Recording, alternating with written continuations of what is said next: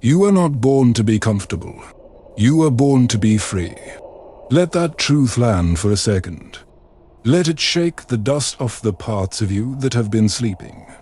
There comes a time, a moment of reckoning, when you look in the mirror and the reflection finally talks back. And it doesn't whisper.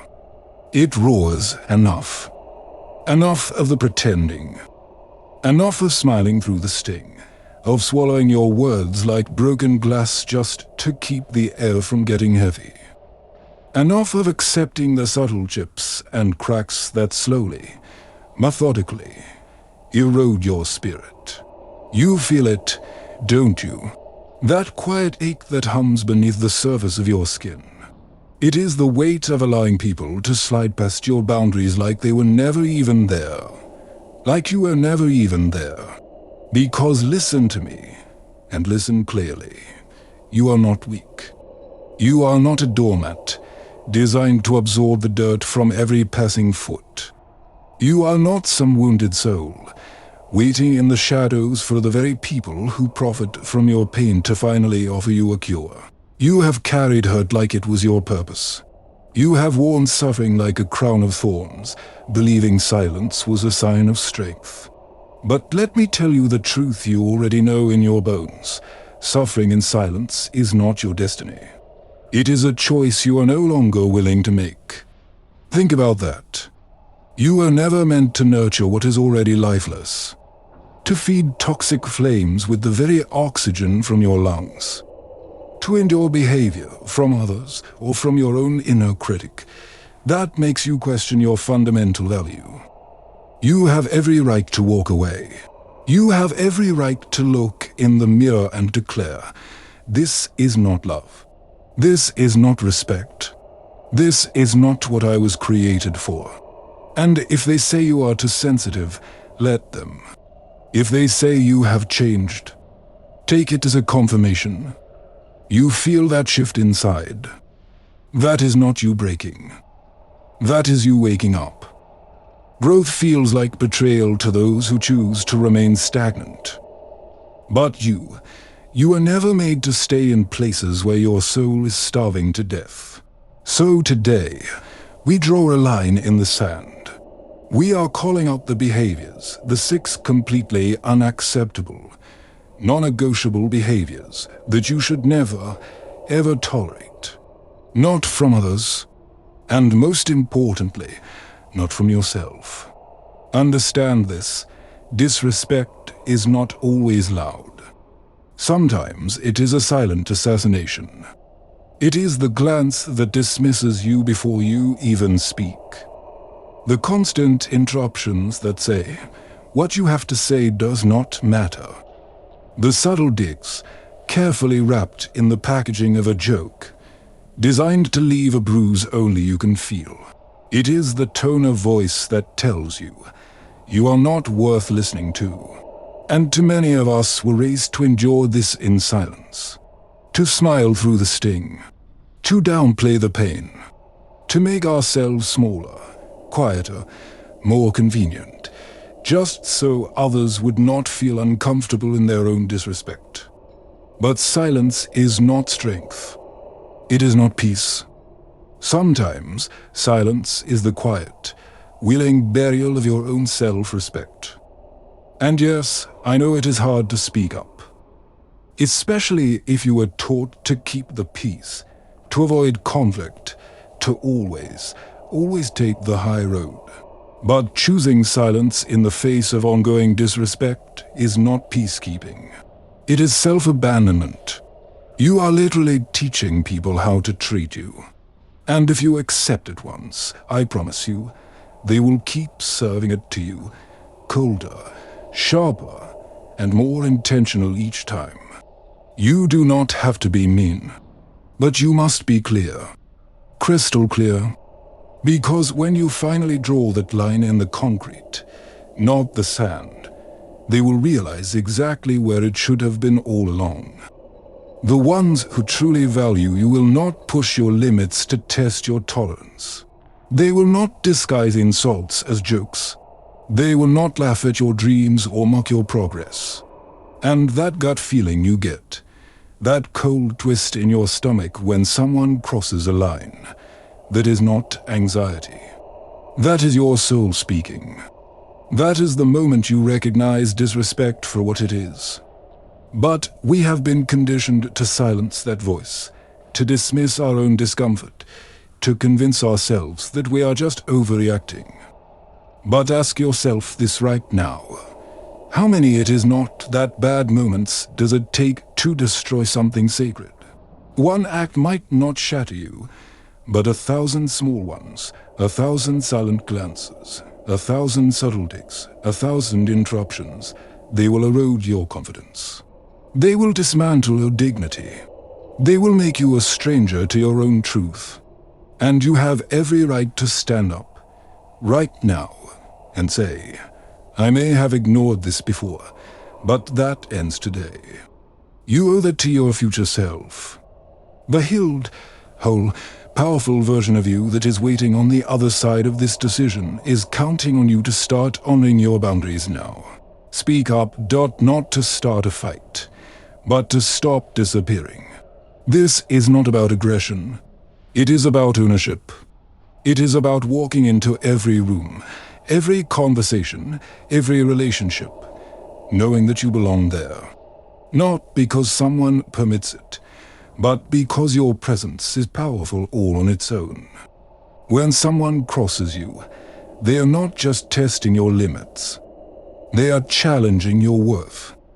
And if you keep biting your tongue, they will assume you have surrendered the very ground you stand on. But maybe that ground needs shaking. Maybe the storm your voice brings is the very thing that will finally clear the air. Let them feel that shift. Let them squirm in the space where your unlimited tolerance used to live. Because respect is not a bonus you earn for good behavior. It is the absolute minimum. And once people see you are done bending, they will do one of two things. They will rise to meet your standards, or they will remove themselves from your story altogether. And no matter how it plays out, you win. Because the price of staying silent is far too steep when the cost is slowly eating away at your very sense of self. Disrespect wears many disguises. It is the boss who talks over you, your input hanging in the air, orphaned and ignored. The partner who invalidates your feelings because you are too emotional. The friend who is always absent in your storms, but front and center when they need a shelter. And sometimes, the most dangerous form of disrespect is your own inner voice, the one urging you to dim your radiant light so no one else feels uncomfortable in their own shadows. But the longer you sit in places where disrespect is dressed up as normal, the easier it is to start believing the most dangerous lie of all, that wanting to be treated with basic dignity is asking for too much. That being heard, seen, and appreciated is some kind of burden. Let that sink in. That is the trap. That is how silence cages you, by convincing you that mistreatment is just the way things are. But when someone shows you, through their actions, that they have no regard for your boundaries, your time, or your very presence, you do not need to yell, but you do need to stand firm. You need to look them in the eye, or look yourself in the mirror, and say with a calm and shakable certainty, I see what is happening, and I will not pretend it is okay anymore.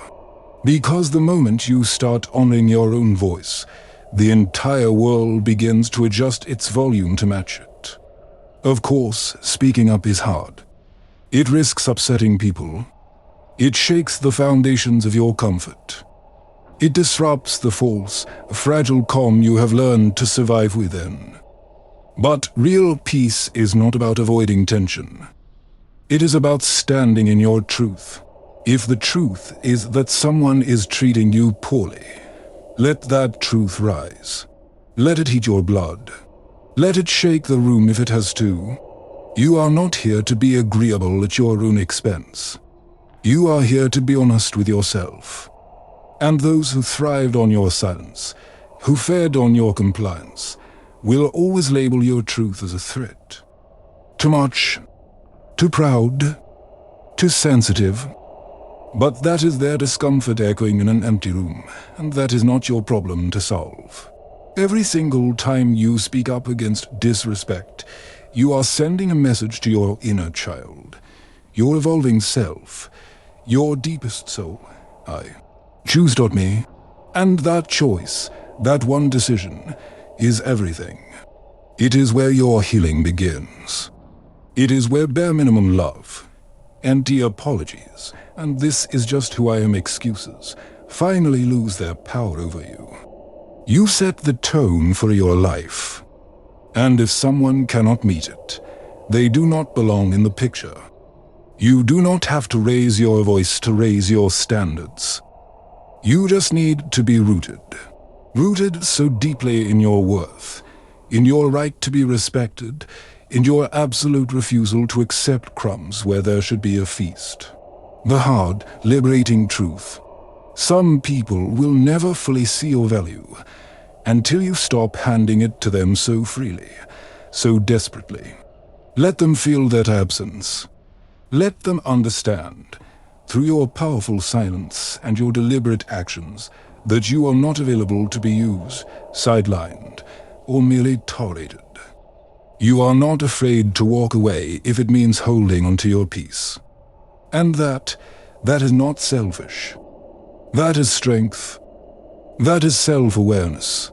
That is the quiet, terrifying power of someone who knows exactly who they are and what they will no longer allow. And once you fully embody that energy, everything begins to shift. You no longer just repel the wrong ones. You start drawing in the people who see you clearly, who listen when you speak, and who would never dream of crossing the line, because they respect your presence too much to ever risk losing it. But it all begins with one decision. One line. One declaration. No more silence in the face of disrespect. Some people will try to twist your boundaries into arrogance. They will call your clarity cold. They will label your truth inconvenient. Ignore that noise. You were never meant to live quietly just so others could stay comfortable in their own complacency. Let that sink in. The boldest, most alive version of you, the one that breathes fire and knows its own name, understands the fundamental truth deep in its bones. Love without respect is not love. It is manipulation. Friendship without loyalty is not friendship. It is convenience. Leadership without integrity is not leadership. It is control. Think about that. And the moment you fully commit, I mean truly commit in the deepest chambers of your heart, to never accepting less than what you deserve, your entire life begins to shift on every level. Your energy changes. It becomes denser, more magnetic. Your confidence deepens, moving from something you fake to something you fortify. You stop apologizing for existing boldly. You realize, perhaps for the first time, that silence was never safety. It was just delay. And now you rise.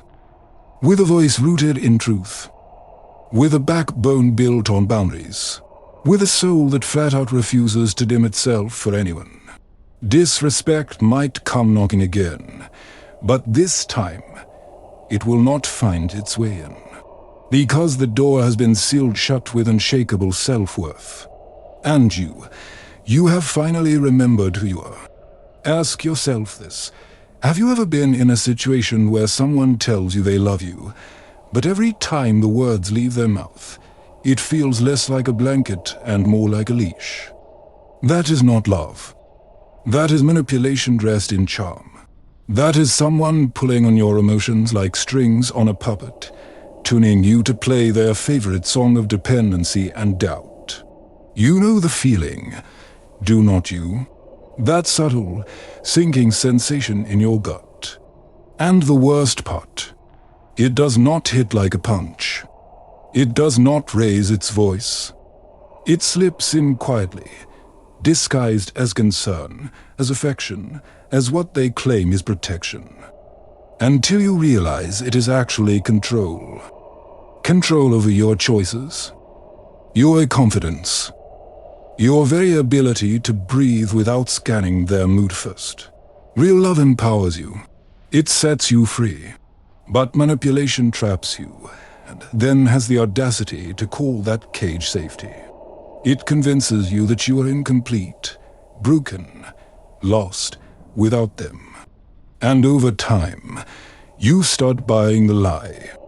You begin to measure your value by how much of yourself you can sacrifice, how little you can ask for, how well you can keep the peace.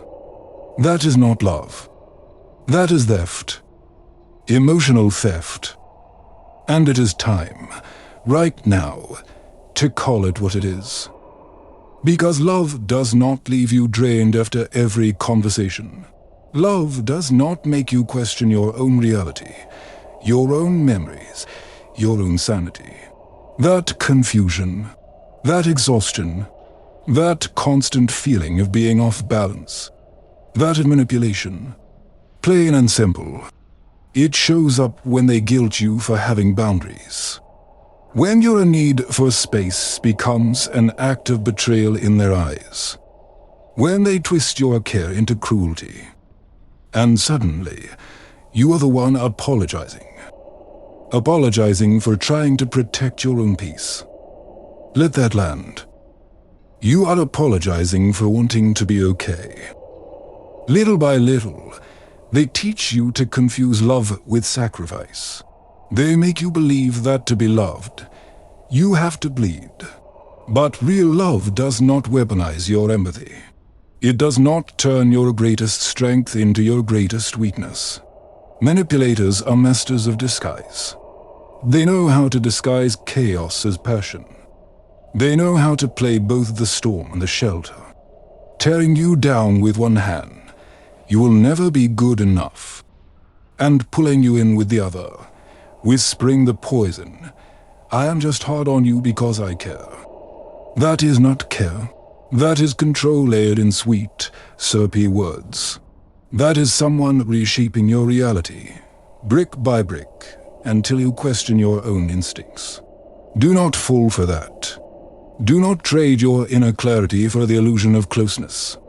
If someone only brings you peace after they have caused the pain, that is not love. That is leverage. And notice this, manipulators always keep score, but never in your favor. They tally every one of your mistakes, every slight, every perceived failure, while conveniently forgetting the times they shattered you. You keep forgiving them because your heart is genuine, but they twist that love into a burden you carry alone. Now you are not loving. You are performing. You are walking on eggshells, smiling through discomfort, silencing your truth because you know honesty will just be turned into ammunition against you. That is not love. That is emotional warfare. Love does not trap you in mental gymnastics. Love does not require you to earn basic respect. If someone needs to tear you down to keep you close, it is not love. It is fear dressed up as affection. It is not partnership. It is possession.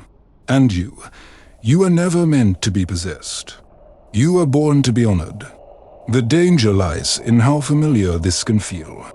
Especially if you grew up in a home where love came with conditions, where affection had strings attached, where approval felt like a prize you had to keep earning. So when someone shows you a hint of care and then violently pulls it away, it feels like home. It feels like what you know. But just because it is familiar does not mean it is right. Do not mistake trauma bonds for love. Do not confuse intensity for intimacy. And do not let the past convince you that this emotional roller coaster is all you're worthy of. Because real love does not break you to keep you. It meets you where you are and helps you rise. Manipulators are skilled at making the highs feel so intoxicating that you willingly overlook the devastating lows. They give just enough warmth, just enough reassurance, to keep you emotionally tethered, hooked on the hope of that version of them. And every time you gather the strength to walk away, they flood you. Apologies, tearful promises, emotional pleas, not because they want to grow with you, but because they want to keep you beneath them. They fear losing control more than they fear losing you. They will use words like forever and you are my everything to draw you back into the web. But love without respect is an act, a performance. And any act without truth is a lie.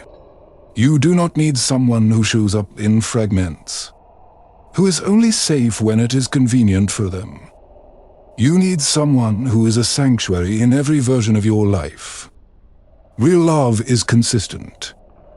It brings peace, not performance. And what many do not realize is that manipulators often isolate you in ways that are not always physical. It is more insidious than that. It starts with small, carefully planted seeds of doubt. Your friends do not really understand you. Your family is always too involved. Only I get you. At first, it sounds like intimacy. It sounds like a deep, profound connection. But it is not connection. It is control. They want to be the only voice you trust, so they can shape your entire reality. The fewer outside perspectives you have, the easier it is for theirs to become the loudest. The only one, and soon you find yourself emotionally alone, unsure of who to believe, even questioning the people who once anchored you. That is not love. That is manipulation in its most calculated form. Because the more cut off you are, the easier it is to depend on them entirely. And when they hurt you, there is no one there to hold up a mirror and say, "This is not normal." You lose perspective. You lose yourself. That is why it is essential, non-negotiable, to stay rooted in the people who want to see you thrive in every space, not just the one they control. Someone who truly loves you will never cut you off from your lifelines. They will encourage them. They will not fear your independence. They will celebrate it. Because love does not cage you. It frees you. One of the clearest signs of manipulation is when your emotions are constantly invalidated. When you express pain, they call you dramatic. When you set a boundary, they call you selfish. When you explain how you feel, the conversation somehow, like magic, always becomes about how you're the problem. That is not healthy communication. That is gaslighting. It is the gradual, systematic erosion of your trust in your own feelings until you doubt yourself completely. And once they have taken that from you, they can do anything they want. Because now you are convinced you are the one who is broken. You begin to believe you are difficult, that you are lucky anyone sticks around, that your needs are a burden. But none of that is true. What is true is that your emotional sensitivity is not a weakness. Your ability to care deeply is not something to be ashamed of. It is your strength, and manipulators know that. That is precisely why they tried to control it. Because someone who feels deeply has incredible power when they are aware of it. So protect your truth. Stand firm in your voice. Do not let anyone tell you your feelings are too much. Do not let anyone convince you that love should leave you confused and hurting. You are not too emotional. You are simply too aware now to be manipulated. One of the cruelest lies manipulation tells is that it is your fault.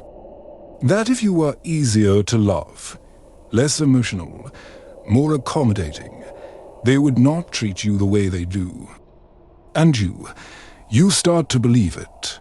You start to shrink your light, just to keep their darkness undisturbed. But their behavior is their choice. Their wounds are their responsibility. And no amount of self-sacrifice on your part will ever turn abuse into affection. There comes a point, a line in the soul, where you have to realize that saving them is not your job. Saving yourself is. And that takes incredible strength. It means looking yourself in the mirror, through the tears and the fog, and saying, I deserve more than survival.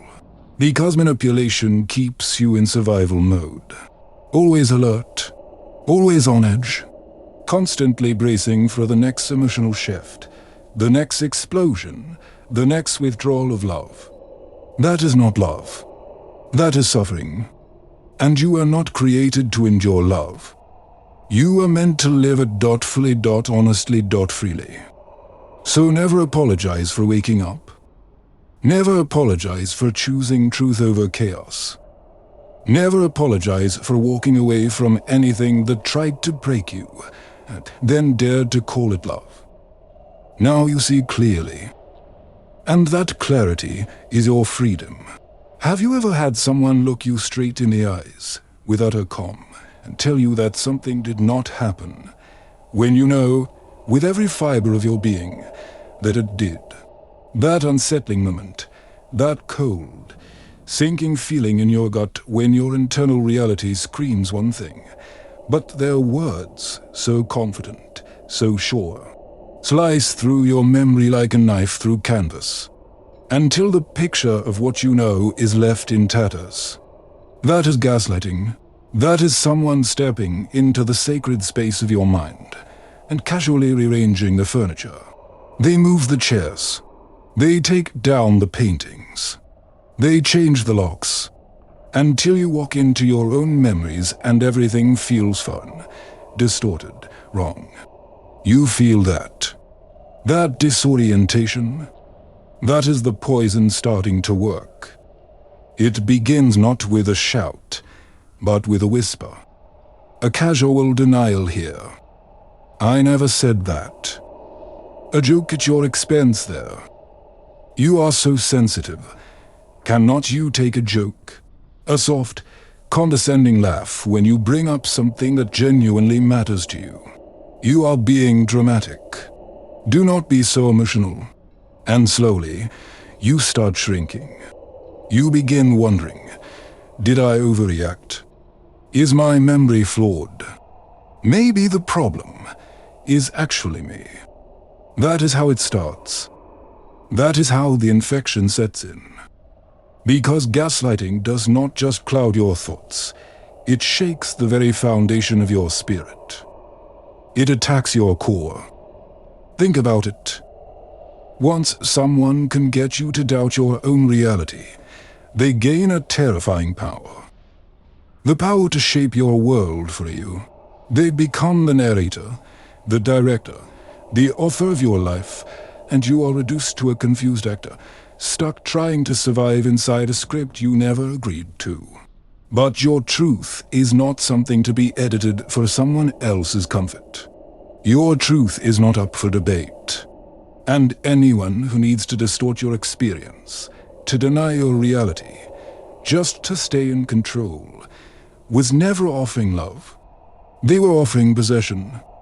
Gaslighting is quiet warfare. It is psychological trench warfare, fought in the silent moments between words. And because it does not always shout, that is exactly why it is so dangerously effective. Sometimes it hides behind questions that sound like concern. Are you sure that happened? Are you positive you are remembering that right? Your memory has been so bad lately. But the underlying message is always the same. A toxic mantra they drip into your psyche. You cannot trust yourself. And when that message sinks deep enough, it starts infecting every corner of your life. You begin to second-guess everything. Your feelings, your instincts, your choices. You become afraid of your own voice, your own intuition. That is when it becomes truly dangerous. That is when you stop believing yourself and start depending on them to tell you what is real, what is right, what is true. The moment you hand over your sense of reality, you hand over your power, and they will use it. They will use it to shrink you down, to keep you compliant, to keep you quiet, all while wearing the mask of concern. I am just trying to help you see clearly, they will say. But real help never silences you. Real love does not erase you. Love honors your truth even when it is messy, even when it is inconvenient. Love looks you in the eye and says, I believe you, especially when it is uncomfortable. Anything else is manipulation cloaked in a costume of kindness. Do not be fooled by the packaging. You deserve to live in a space where your voice is not just heard, but safe. One of the most painful effects of gaslighting is the way it turns you into a stranger to yourself. You stop trusting your own heart, your own mind, your own eyes. It is like you are living in a funhouse of your own life, and every mirror shows you a distorted version of who you are. You could be standing there, holding the proof of the damage in your own hands, the text messages, the broken promises, the tangible evidence. And still they will look at you with utter calm and say, there is nothing wrong. You are imagining things. And the more they repeat it, the more you wonder if maybe, just maybe, you are the issue. That is how deep it goes. That is how expertly they play this twisted game. And the worst part, they make you feel like you are the one who needs to apologize. Like your pain is an inconvenience. Like your very reasonable reaction to their betrayal is the real problem. Let that sink in. You get hurt and you end up saying sorry for bleeding. That is not love. That is psychological warfare. That is someone taking your voice, your very valid experience, and calling it irrational. Let me remind you right now, your feelings are real. Your experience is real. What you saw, what you felt, what you lived through is valid. And if someone makes you feel like you have to fight, to beg, to present evidence just to be heard, just to be believed, that is not love. That is control. That is someone who values power more than connection. And no human being should ever have to silence themselves, just to make someone else comfortable. Gaslighting will have you apologizing for pain you did not cause, for things you never did, for emotions that were always valid. It will have you walking through life barefoot on shattered glass, bleeding quietly, while convincing yourself, this is just how it is. I must have a low pain tolerance. And that is when the damage has gone too far. When you start protecting the very person who is breaking you, because they have made you believe you are already broken, that you are lucky they're even putting up with you. But hear me clearly, that is not love. That is psychological captivity. The cruelest part. They will still tell you they love you, while slowly, methodically, dismantling your sanity.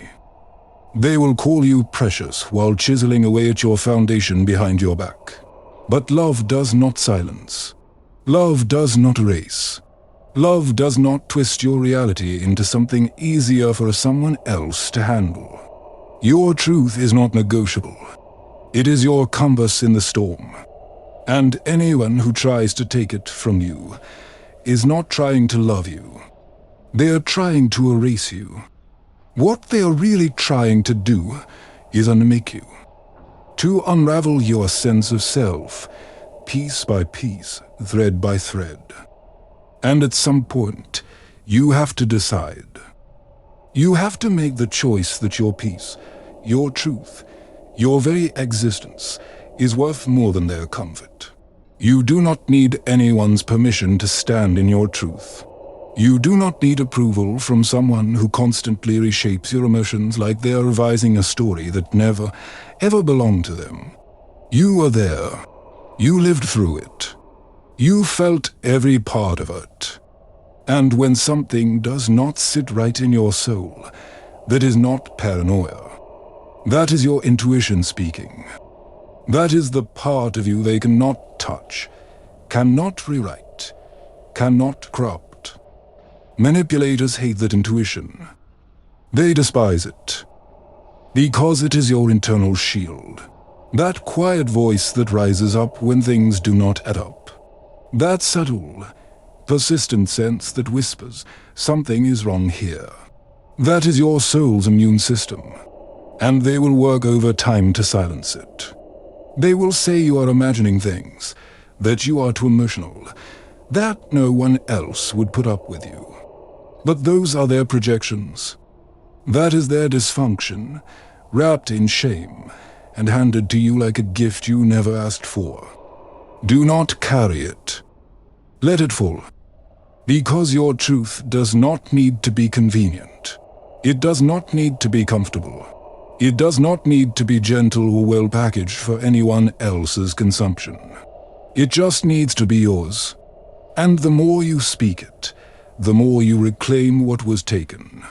The more you believe it, the more you begin to breathe again. That is where freedom starts. With one decision, one declaration to the universe and to yourself. I believe me. Not their version. Not their distortion, just me. There is something deeply, profoundly cruel about being wounded, and then being told the pain was never real. Being told your reaction was the problem, not the betrayal. It is like being thrown into deep water, and then being blamed for gasping for air. That is the stranglehold of gaslighting. It strangles your voice while pretending to care. And it hits with the force of a freight train when it comes from someone you trusted implicitly. A partner, a parent, a friend.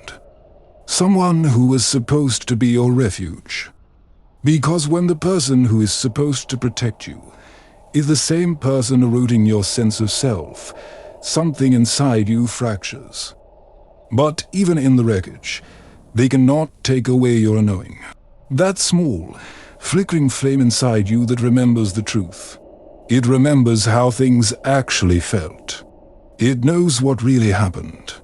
And even when it is dim, even when it feels like it might go out, it still burns. That is your anchor. That is your power. You are not broken. You are not too much. You are not wrong for needing to be seen and heard. What you are is awake. And being awake means you do not have to keep pretending. You do not have to live inside the lie they built for you. You can leave. You can rebuild. Because the truth always finds its way back to the light. You are allowed to reclaim your story. Every twisted memory. Every time you were made to question yourself. You get to take it all back.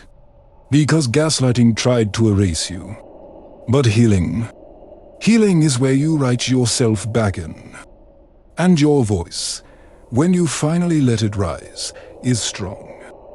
It is grounded. It is rooted in something real. And real things do not break under pressure. The truth stands. The moment you stop asking for permission to feel, the moment you stop explaining your pain to people who never planned to understand you, that is when your power returns. That is how the pattern ends. That is how you begin to heal. Not by waiting, begging, pleading for someone to finally admit what they did, but by standing in front of the mirror, looking into your own eyes, and with a steady, unwavering voice, saying, I believe you. That is the beginning of your freedom. That is the moment the lie loses its grip. And that right there is the moment you rise. Have you ever stood in a crowded room, surrounded by noise and life, and felt, utterly invisible. That kind of loneliness does not come from being alone.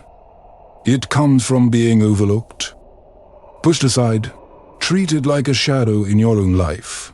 That is what long-term neglect does to a human soul. It does not rive with slammed doors or raised voices. It rives with silence, with the deafening absence of care, with unanswered messages and unasked questions. How are you really? And after a while, you begin to wonder a terrifying thought. Maybe my presence does not matter. Maybe asking to be chosen is asking for too much. That is the lie that neglect plants in your spirit. But listen to me. Look right at me through this screen. You are not an afterthought. You are not a book to be shelved until someone feels like reading. You are not a person who deserves to be remembered only when it serves someone else's plot. You deserve consistent presence. You deserve real, unwavering attention. The kind that does not need reminders or alarms. The kind that shows up out of genuine desire, not cold obligation. You deserve to be someone's priority, not their backup plan, not their second option, not the one they call when every other door has slammed shut. You are worthy of being seen, of being chosen, of being loved out loud. And you never, ever have to settle for anything less again. Neglect is not just about what someone fails to do. It is about what it teaches you to tolerate. When someone repeatedly fails to show up for you, you begin to shrink. You pull your needs inward, hiding them like a secret. You start to believe that asking for anything at all is asking for the moon. Think about that. You convince yourself that silence is safer than the agony of being let down again. But still, the ache does not go away. It grows louder. It screams in the quiet moments, because your spirit was never meant to live on emotional leftovers. You were not created to beg for love that barely arrives, in crumbs and fragments.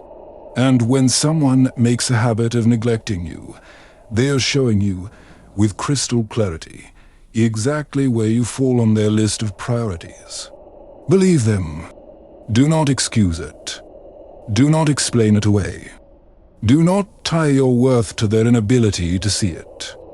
Because consistent neglect is not an accident. It is a decision. A conscious decision to overlook your needs, your humanity, your undeniable worth. And you do not have to stand in that space any longer. The deepest cut is not the absence itself. It is the message it delivers. The quiet, corrosive suggestion that you do not matter enough to be missed. That your pain does not register. That your presence holds no weight. And that silence becomes a scream in your chest that no one else can hear. You start to spiral. Am I too much? Or am I not enough? You feel that. That spiral. That was never yours to carry. That pain is what happens when someone becomes comfortable with your consistency and starts treating your heart like a guarantee. They assume you will always be there, no matter how little they offer in return. But love does not survive on assumptions. Love requires effort. Being strong does not mean tolerating emotional neglect. Let me be clear as the sky after a storm. You are not here to be someone's afterthought. You are not a resting place for someone who is just passing through. You are not a pit stop on someone's way to something better. You are the destination. And if someone treats you like you are optional, like you are convenient, but never essential, they do not deserve the wholeness of your love. Because love is not a game of distance. It is not about disappearing and returning when it is easy. Love is presence. Love is reliability. And it is time. It is your time to start demanding that. The greatest danger of neglect is how easily it becomes normalized. You begin adjusting to the lack. A delayed reply becomes a cause for celebration. A 5-minute conversation feels like a deep connection. You start calling breadcrumbs a meal. That is the saddest shift, when the bare minimum starts to feel like a feast. But deep down, in the quietest part of you, you know love is not supposed to leave you anxious. You know love is not supposed to make you question your worth. You know love is not supposed to disappear the moment you need it to hold you. And yet, so many of us stay. We wait. We hope. We believe that maybe, one day, they will wake up and realize what they are losing. But the truth is, every day you wait for someone to decide you are worthy is a day lost in a lie. What makes this so profoundly painful is that it rarely comes from strangers. It comes from those who promised to be there. From friends, family, lovers, people who looked you in the eyes and swore they cared. And when they drift without explanation, when their silence becomes their primary language, it leaves you spinning, retracing every moment, trying to find the fault in you. But sometimes the failure is not yours. Sometimes it is about their inability to love with the same depth you offer. Sometimes they are simply not willing, or not capable, of rising to meet you where you are. And yes, letting go hurts. It feels like a kind of death. But holding on to someone who refuses to hold you back hurts infinitely more. You cannot keep sacrificing yourself on an altar for a God that never shows up. You cannot keep setting yourself on fire just to warm someone who leaves you out in the cold. Your heart deserves more than that. Your love deserves to be met with the same energy, the same consistency, the same fierce care. Stop pleading for someone to be present. If they truly wanted to, they already would be. There is a quiet, unshakable strength in choosing to no longer be anyone's afterthought. In recognizing that your worth is not tied to whether someone else notices it. In knowing, with unbreakable certainty, that your value remains intact even when others fail to acknowledge it. You do not need to chase affection. You do not need to beg for attention. You do not need to bend yourself into a pretzel to earn what should be given freely. Real love does not require a performance. It requires presence. It requires reverence. And if someone cannot honor who you are, they do not deserve access to you. Not your energy. Not your time. Not the brilliant light you carry within. You have too much life in you to waste it waiting for someone to finally treat you like a priority. You have too much fire in your soul to keep dimming it for people who never once tried to reflect it back. And yes, walking away from neglect is painful. It can feel like surrender. But it is not giving up. It is waking up.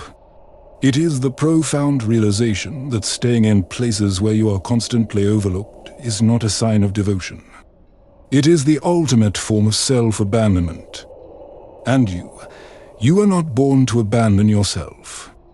You are here to rise, to be fully seen, to be held with the same tender, consistent care you offer so freely to others.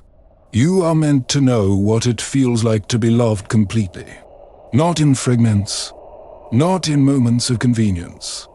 You were never created to be someone's backup plan. You are born with undeniable worth, with a presence that commands attention, with a light that deserves to be honored, not hidden. And the right people, the real ones, will recognize that. They will not just say it. They will show it. They will show up with consistency, with intention, with an effort that speaks louder than any words ever could. That is what you deserve.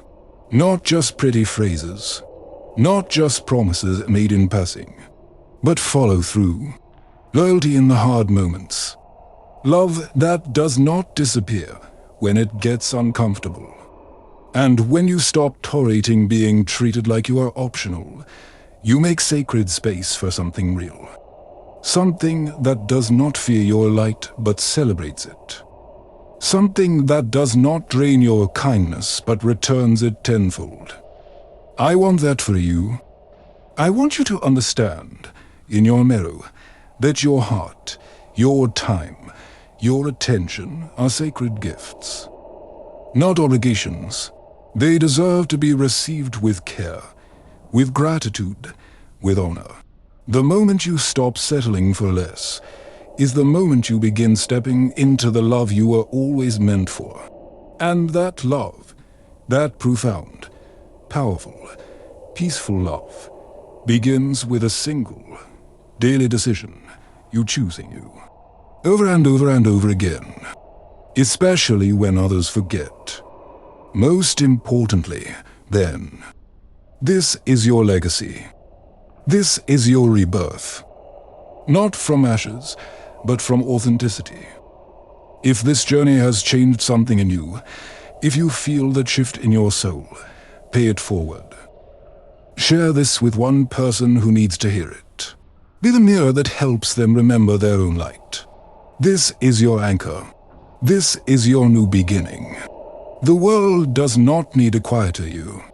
It needs the full, unedited, powerful version of you that finally came home to themselves. So go. Live your life like a declaration, not an apology. This was not just a video. This was your soul remembering its own name.